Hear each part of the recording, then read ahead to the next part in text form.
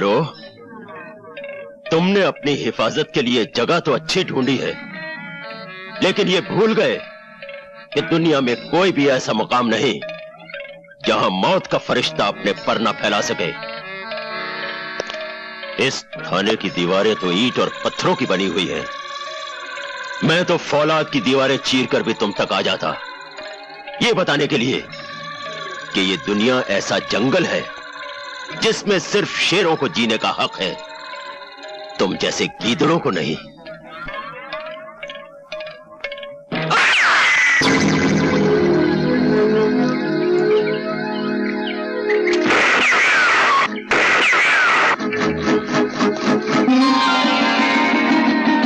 आप? गोली आपने चलाई? हाँ। क्यों? एक बहुत बड़ी चोरी हो गई। क्या? दिल। मैं तो कुछ और ही समझा था। किसने चुराया आपका दिल? जिंदगी के सफर की एक राहिनी, जिसकी राह ढूंढते ढूंढते मैं यहाँ तक पहुँच गई हूँ।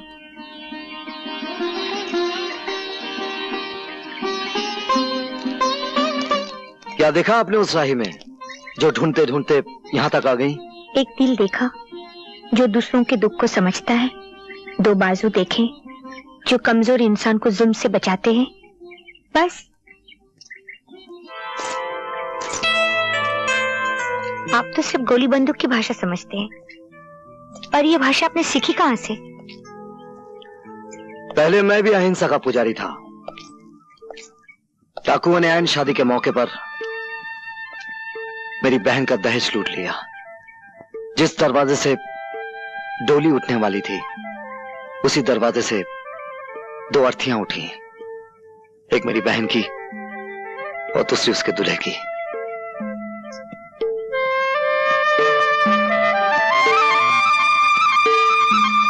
लेकिन तुम जिसका ख्वाब देख रही हो कभी पूरा नहीं हो सकता। हो सकता है। नाजुक धागे की जगह विश्वास की मजबूत डोर बंधी होनी चाहिए। आप सिर्फ एक बार डोर तो थामिए।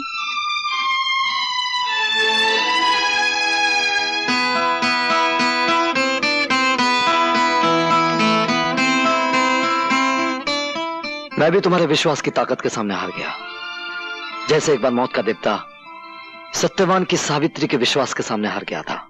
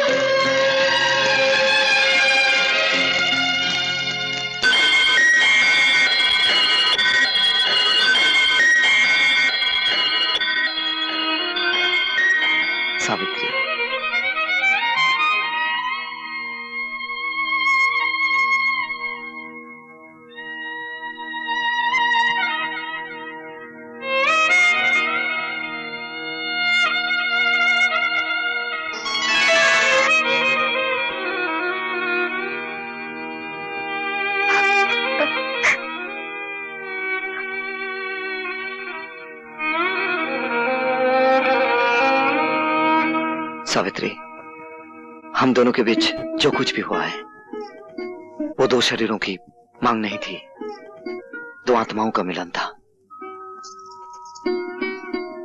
दुर्गा माँ हमारी शादी की गवाह है। मैं इसी वक्त तुम्हारे पिताजी के पास जाकर हमेशा के लिए उनसे तुम्हारा हाथ मांग लूंगा। तो मैं क्या समझूं, आपकी तरफ से शादी की बात पक्की हुई? क्या आपको मेरे वचन पे विश्वास नहीं? आपके वचन पे मुझे पूरा यकीन है, पर अपनी जिंदगी का भरोसा नहीं। उम्र को जब बुढ़ापे का दीमक लग जाता है तो इंसान को हर सांस आखिरी सांस मालूम होती है। मैं चाहता हूं आखिरी सांस लेने से पहले अपने हाथों से यह शुभ कार्य कर दूं। सावित्री को आपके घर पहुंचा दूं और खुद अपने घर चला जाऊं। जाने की इतनी जल्दी क्या है आपको? अभी तो आपको सावित्री के बेटे को गोद में खिलाना है। नाना के गोद में नहीं, दादी की गोद में खेलना है। मुंह मीठा कीजिए, आने वाली खुशियों की खुशी में।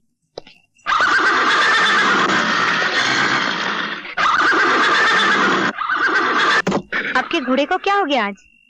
इसे कुछ नहीं हुआ, लेकिन यहां से दूर जरूर कुछ हुआ होगा। आज फिर किसी सुहागन का सिंदूर और दहेज खतरे में है। आप सोच क्या रहे हैं? आपका धर्म आपको बुला रहा है, आप जाइए। मैं तुम्हारे बारे में सोच रहा हूं सावित्री। वहां पहुंचना मेरा धर्म बनता है और तुम्हारे पिताजी से मिलना मेरा फर्ज। आप इस उलझन में मत पड़िए।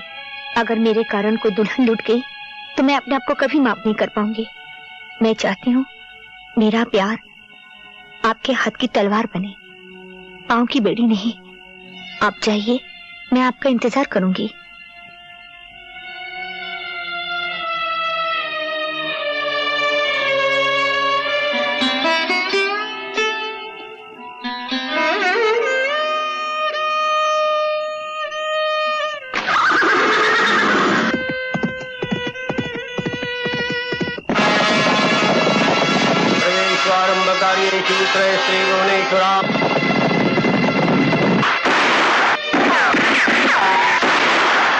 शर्मो, और तुम लोग खाली हाथ चले आए।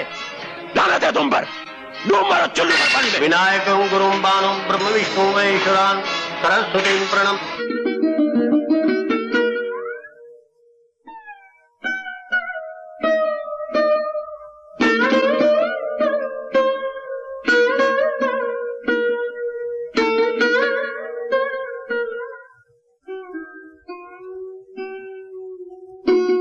महीने बीत गए, उनका कुछ पता नहीं। मैं माँ बनने वाली हूँ।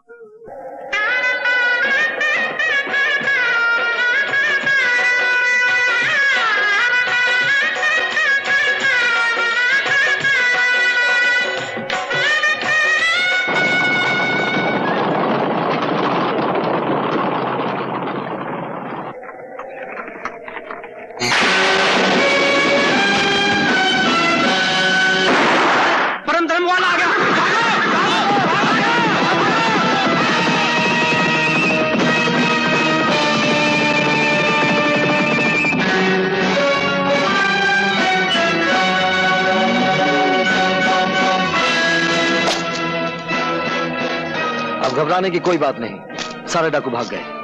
आप सफर जारी रखिए।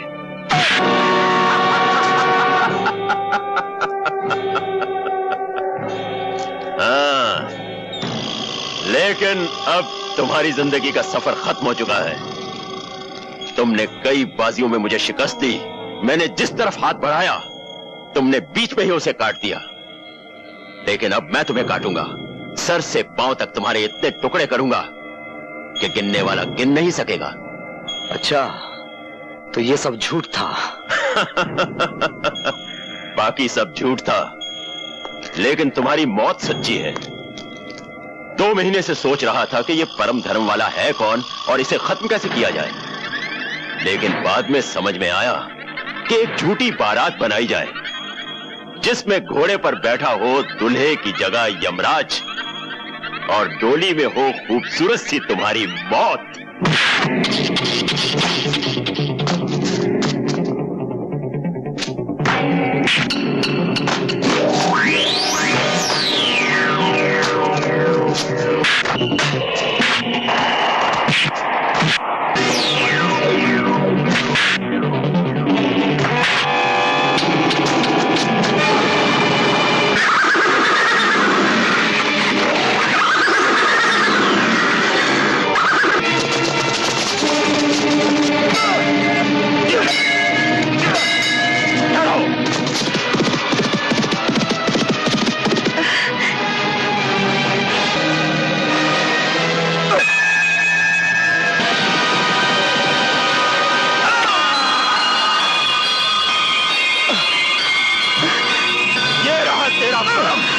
और ये रहा तेरा शर्म। विजय! विजय! विजय! आंखें खोलो विजय!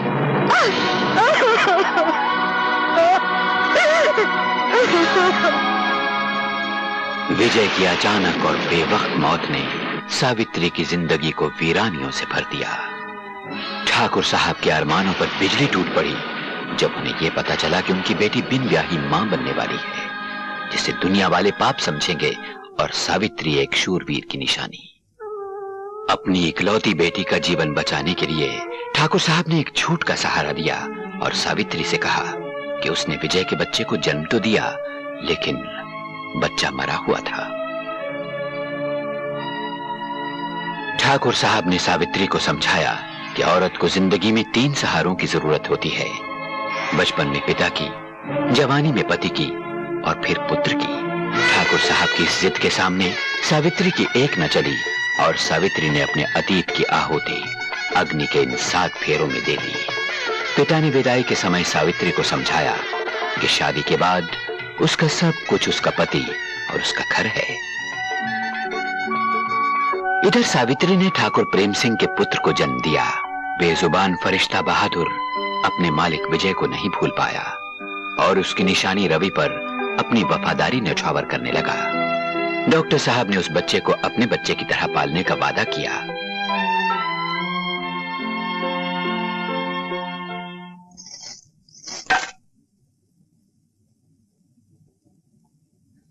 ये रुपए गरीबों में बांट दो। राजेश हमारी जिंदगी में इतनी खुशियां लाया है कि इसे हीरे और मोतियों में तोला जाए तो भी कम है। जाओ।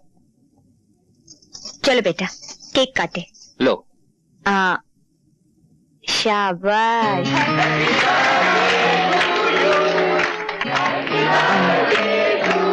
ये लो।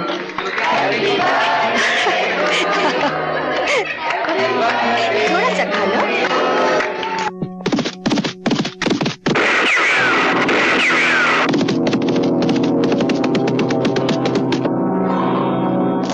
खबरदार, कोई अपनी जगह से हिलना नहीं।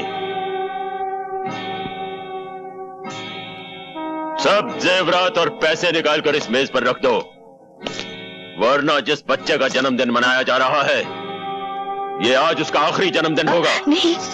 चलो।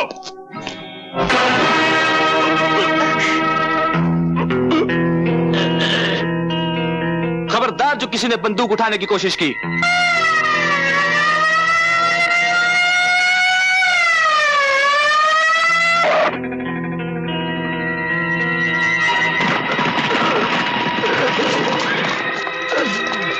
इंस्पेक्टर, गिरफ्तार कर लो इसे। तुमने मेरी एक आंख फोड़ी है ठाकुर। तुम्हें अपनी दोनों आंखों के साथ जान से भी हाथ धोना पड़ेगा। मैं तुम्हें नहीं छोड़ूंगा ठाकुर, मैं तुम्हें नहीं छोड़ूंगा ठाकुर, मैं तुम्हें नहीं छोड़ूंगा।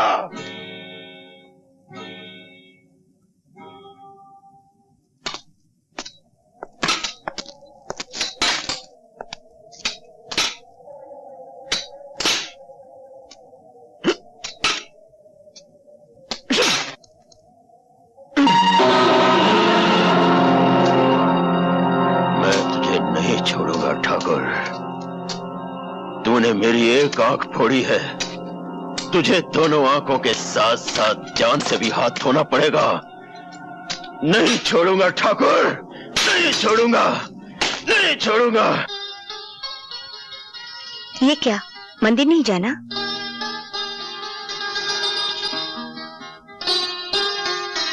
ऐसे क्या देख रहे हैं? सावित्री, हमारी शादी को 20 साल हो गए हैं, लेकिन आज के दिन तुम मुझे मंदिर ले जाना कभी नहीं भूलती।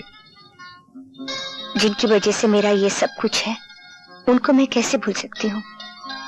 अब देर ना करें, चलिए। चलो।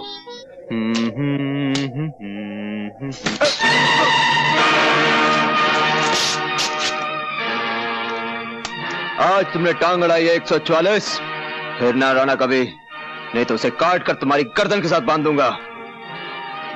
तूने भी आज जवान लड़ाई है छोकरे, दोबारा नहीं लड़ाना, वरना इसे जबाड़े में से निकालकर चील और कौवों को डाल दूंगा। हाँ। तुम जानते नहीं, मेरा नाम शक्ति सिंह है, और शक्ति सिंह जिस जेल में जाता है वहां का जेलर या तो इस्तीफा दे देता है या किसी दूसरी जेल में तबादला करवा लेता है। हमारा रिकॉर्ड भी कुछ तुमसे बुरा नहीं है। हम भी जिस जेल में जाते हैं, जेलर की हुकूमत सिर्फ जेल के दफ्तर में होती है, जेल के अंदर हुकूमत शमशेरा की चलती है।